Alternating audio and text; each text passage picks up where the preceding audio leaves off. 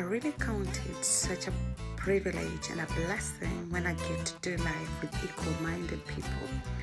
I have done so many challenges in my life so far since I discovered what challenges are all about. And it gives me so much privilege and pleasure to be able to do this challenge in particular, which has been instigated by my dear friend and sister Abby.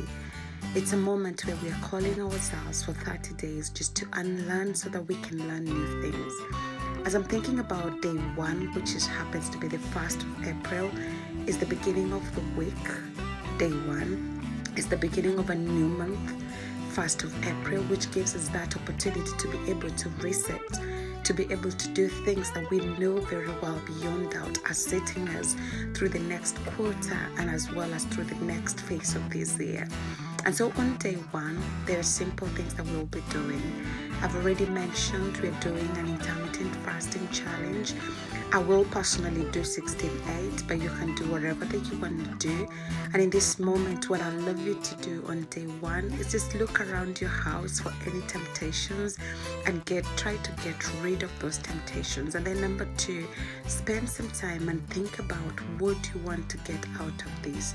You get out of it what you put in it. If you put in dedication and hard work, you will definitely get to see the results.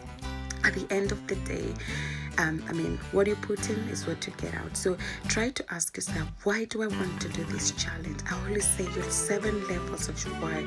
Don't just do a challenge because Abby has called us to do a challenge, or Claire is doing a challenge, or the other thing. Do the challenge because you understand the essence and the significance of the challenge, number 1.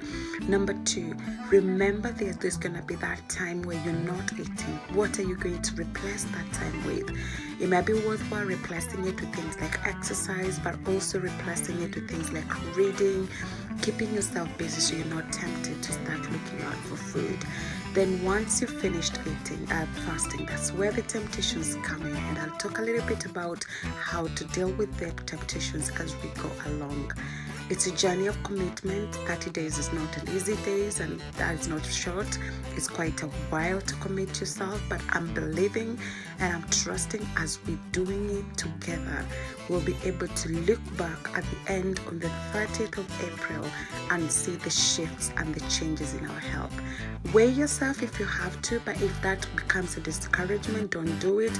Look for some things that will help you to look back and say, I'm glad I was able to be part of the challenge.